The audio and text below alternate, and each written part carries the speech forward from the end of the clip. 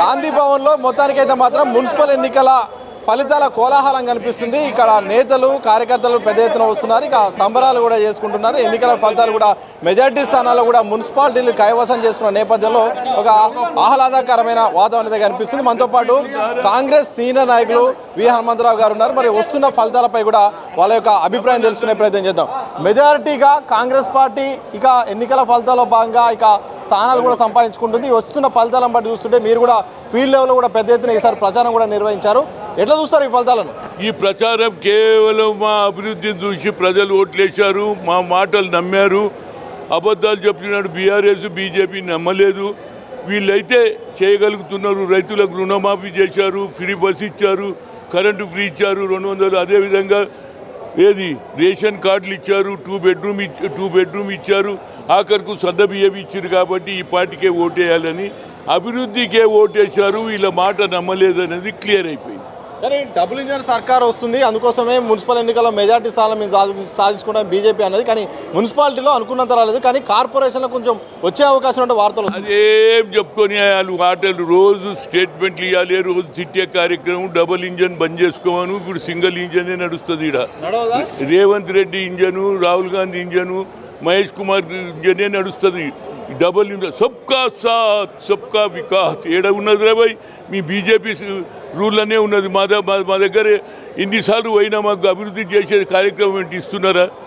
మేము పోయి అడుగుతున్నాం మా రేవంత్ రెడ్డి గారు, మా అభివృద్ధి చేయండి అంటే మీరు ఏమి ఇవ్వకుండానే మేము అన్ని ఇచ్చినాం, 2 లక్షలు అన్ని అబద్ధాలు చెప్తున్నారు. కాబట్టి ప్రజలు మాకు ఓటేశారు. అయితే అవకతవకలకు పాల్పడ్డారు. అధికార పార్టీ మొత్తం పోల్ మేనేజ్మెంట్ చేశారు. అందుకోసమే పెద్ద ఎత్తున ఇట్లా అక్రమాలు జరిగిన కారణంగా అధికార పార్టీకి అనుకూలంగా వచ్చినట్టు కూడా బీఆర్ఎస్ ఆరోపిస్తారు. అరే వాళ్ళు ఎన్నెన్న చెప్పుకొని అని ప్రజలు మాకు ఓటేశారు అభివృద్ధికి. ఇక ఓడిపోయిన ఏదని చెప్తాడు, నేను వారే నా బ్యాలెట్ పేపర్ గుంజుకున్నారని పైసలు మీరు కూడా వంచలేరే భయ్. ఢిల్లీకి వెళ్ళి వచ్చి ఒక్కొక్క ఓటుకు 20,000 ఇచ్చిర్రు, నాకు అది కూడా తెలుసు.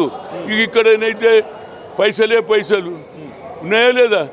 సంపాదించిన పైసలు అన్నీ వేసిర్రు, ఇవన్నీ వేసిర్రు. కాబట్టి ఎన్ని చెప్పినా ప్రజలు మిమ్మల్ని నమ్మలే. ఇప్పటికన్నా మీరు ఎప్పుడైతే సెంటిమెంట్ ఉన్నటువంటి టీఆర్ఎస్ పార్టీని బీఆర్ఎస్ చేసినప్పుడే ప్రజలు ఎవరైతే అమరవీరులు అందరూ బాధపడ్డారు, ఆ పేరు చేంజ్ చేసిన సగం కథమైంది. ఆ తర్వాత ఇతర రాష్ట్రాల్లో పోయి డబ్బులు వంచుతారు, ఇక్కడ సచ్చినోళ్ళకి ఇవ్వలేదు. కనుక ప్రజలు మీకు కరెక్ట్ తీర్పిచ్చింది. ఇప్పటికన్నా మీలో మేధోమతనం పెట్టుకొని మేము ఎందుకు ఓడిపోయినామని దాని మీద చర్చ చేసేవాడు. రోజు రేవంత్ రెడ్డి తిట్టే నీకు ఏం లాభం అవుతుందిరా?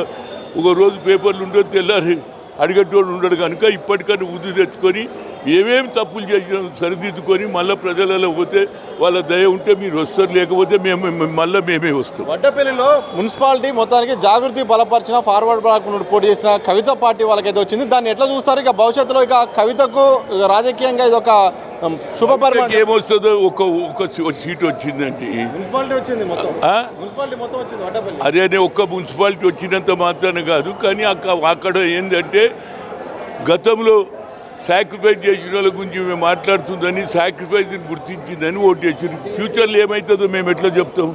ఫ్యూచర్లో తప్పనిసరిగా ఆమెకి ఏమవుతుంది అనేది తెలియదు. కానీ కాంగ్రెస్ మాత్రమే మళ్ళీ వచ్చే ఎన్నికలు కూడా వస్తుంది. రేపు జరగబోయే మున్సిపాలిటీలో కూడా తప్పనిసరిగా మాకు మెజార్టీ రావడానికి ప్రజల దగ్గర పోతాం. ఇచ్చిన హామీలన్నీ పూర్తిగా మాకు 6 నెలల టైం ఉంది. రోడ్లు, డ్రైనేజ్ అన్నీ చేస్తాం. ఇప్పుడు చూడు హైడా రంగనాథ్ గారు ఎట్లా పని చేస్తుండండి, భూములకు ఆక్రమించి తీసుకుంటున్నారు, గార్డెన్లు బాగా చేస్తుండు, చెరువులు బాగా చేస్తుండు. కనుక తప్పనిసరిగా ప్రజలు వచ్చే ఎన్నికల్లో కార్పొరేషన్ కాంగ్రెస్ గెలుస్తుంది.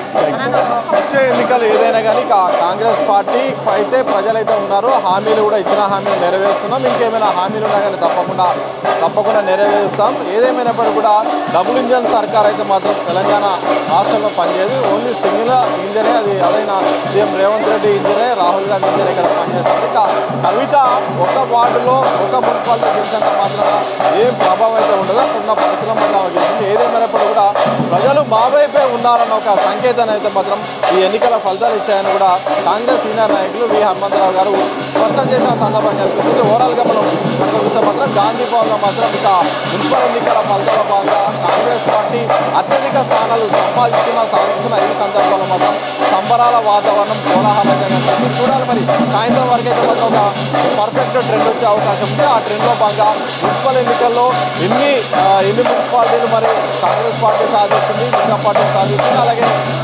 కార్పొరేషన్ ఎన్నికల్లో భాగంగా 7 కార్పొరేషన్లో మెజారిటీ కార్పొరేషన్లో ఎన్ని సాధిస్తుందని మాత్రం ఇవాళ సాయంత్రం వరకు అయితే మాత్రం ఒక క్లియర్ ఒక సందేశం అయితే వచ్చే అవకాశం ఉంది. కెమెరా పర్సన్ వంశీతో సతీష్, దిశ టీవీ, హైదరాబాద్.